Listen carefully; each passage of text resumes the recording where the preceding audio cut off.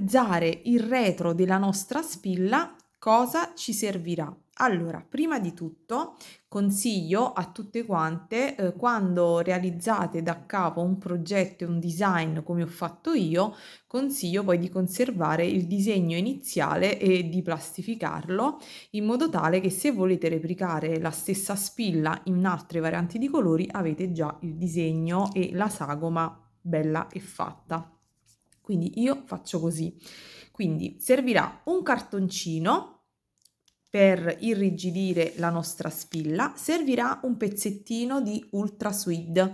Io ho scelto di utilizzarlo nel colore blu, ho evitato il colore chiaro perché tanto essendo una spilla ho pensato che messa su altri maglioni, su giacchettine, insomma un colore chiaro si potesse sporcare, quindi ho preferito utilizzare un colore scuro. Dopodiché servirà ovviamente una base per la spilla, possibilmente se lo trovate in acciaio è meglio, in acciaio dorato. Io ormai ne ho questa quantità in ottone e finirò queste, poi andrò a rifornirmi di base in acciaio. Servirà poi del filo, io utilizzo il Miyuki, l'ho preso color oro perché farò probabilmente la finitura intorno alla spilla al brick stitch con l'Aerokyle colore oro. Queste sono le Galvanized Gold. Penso 15-0, ma può darsi anche che andrò ad usare delle Delica, non lo so ancora. Servirà ovviamente sempre un ago, sempre il mio della Tulip ormai reso ergonomico, delle forbicine per i vari ritagli, della colla per incollare le parti e servirà ovviamente un pennarello, marker, una penna per andare a disegnare la nostra sagoma e poi successivamente andare a ritagliare. Ovviamente sul mio canale trovate altri video di questo tipo per realizzare il retro delle spille. Ho deciso però comunque di girare questa terza parte, anche se velocizzata, per rendere questo, tra virgolette, questa masterclass completa, cioè dal disegno fino alla fine, cioè dalla progettazione fino all'ultimazione. Quindi spero che apprezziate e spero soprattutto in futuro di fare altri tutorial come questi. Sono un po' tra virgolette impegnativi, però danno tanta soddisfazione.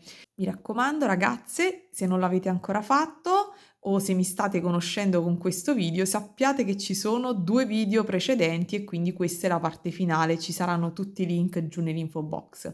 Quindi se non siete ancora iscritti, mi raccomando, iscrivetevi, cliccate la campanella per ricevere le notifiche di tutti i prossimi video e soprattutto ragazze commentate, commentate, commentate, lasciate like perché per lavorare e stare in piedi su YouTube noi abbiamo bisogno sempre del vostro aiuto e del vostro supporto. Io cerco di far crescere la community proponendo sempre cose nuove e che spero facciano piacere, però ovviamente ho bisogno del vostro supporto. Siamo arrivati a 5.550 iscritti e questo ovviamente lo devo soltanto a voi. Vi lascio al tutorial finale e vi abbraccio tutte. Come sempre, buona creatività. Ciao! La prima cosa da fare sarà quella di prendere delle forbicine affilate e di tagliare il contorno di Beading Foundation dove praticamente non c'è il ricamo, quindi andiamo pian pianino a rifilare tutto il contorno, fate attenzione a non tagliare i fili di cucitura, quindi vedete pian pianino rifilo il tutto. Dopodiché vado a prendere la sagomina plastificata e traccio il contorno sul mio cartoncino, dopodiché ne faccio un'altra sagomina rientrante di qualche millimetro perché ovviamente la sagoma dovrà essere più piccina della spilla per consentirci sul contorno di poter poi cucire il profilo. Dopodiché prendo della colla e vado a metterla sulla mia sagomina di cartoncino che fungerà da rinforzo. Vado ad adagiarla sul retro della mia spilla e aspetto ovviamente che asciughi. Prendo poi il pennarello e traccio il contorno sul mio pezzettino di Ultra Suede. Dopodiché prendo la base per la spilla e col pennarello segno dove andare ad effettuare dei tagli per consentire poi di poter adagiare in modo comodo praticamente la base della mia spilla. Vado quindi ad inserire, controllo che sia fatto per bene e taglio dopo il contorno dell'Ultra Sweet. Io ho sempre paura di tagliarlo troppo piccino, quindi vado a mettere prima un po' di colla, faccio fare presa alla colla e dopodiché aspetto 2 minuti e dopo vado ad incollare il tutto. Come vedete dalle immagini, metto la colla quindi sul cartoncino, quello che abbiamo usato per irrigidire, e vado ad adagiare la mia spilla tenendo come riferimento il contorno disegnato. A questo punto, dopo che si è leggermente asciugato, vado a tagliare anche il contorno in Ultra Sweet per rifilare per bene il tutto, come vedete dall'immagine. Adesso cosa faccio? Vi mostro ovviamente anche la spilla finita. Adesso non mi resta altro che andare a scegliere le perline per la finitura.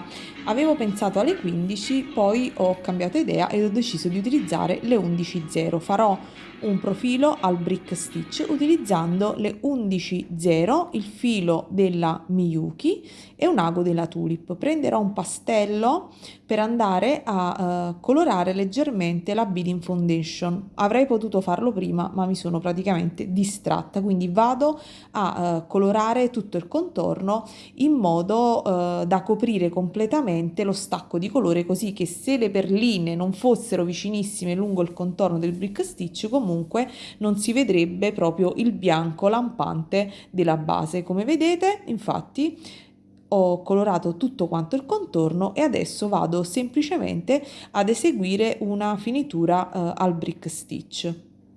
Adagio le perline sul tappetino e comincio la mia finitura. Se non tutti conoscete la finitura al brick stitch, vi metto giù nell'info box il link di un video sul mio canale in cui la spiego nel dettaglio.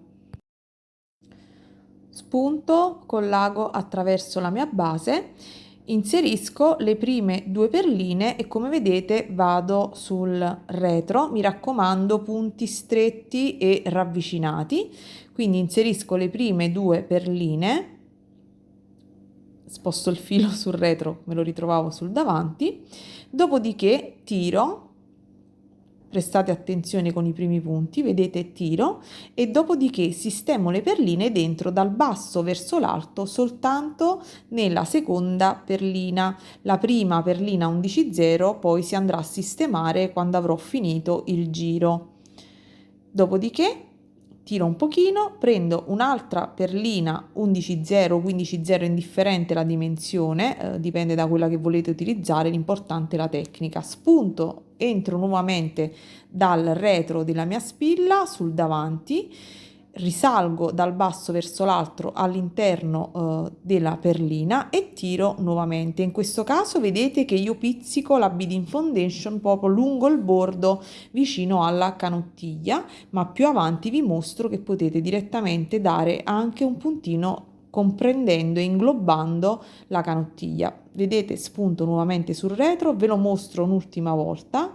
Vedete, spunto proprio a filo con la canottiglia, mentre successivamente vi mostrerò che possiamo inglobare anche la canottiglia per rendere il lavoro ancora più stabile e che il filo non si vedrà. Mi raccomando però dovete essere veramente super precise e vi assicuro che il risultato sarà veramente ottimo.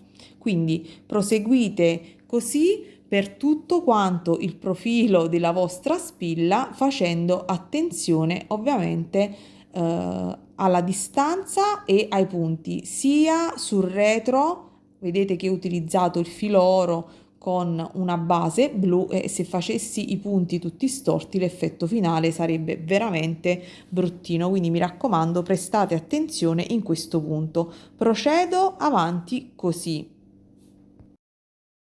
Vi mostro quindi come sto proseguendo, anche se sto velocizzando, vi mostro anche il retro e vedete che bisogna prestare un pochino d'attenzione lungo i bordi, lungo le curve e lungo tutto quanto il contorno. Do qualche altro punto e poi vi mostro come procedo attraverso la canottiglia. Vedete che sto inquadrando in questo caso più da vicino come passo anche attraverso la canottiglia per rendere il lavoro ancora più ravvicinato e pulito. Ovviamente dovete essere brave a cucire per bene la canottiglia e a fare già dall'inizio la spilla, altrimenti poi rischiate di tirare troppo e di deformare la canottiglia, quindi procedete attente.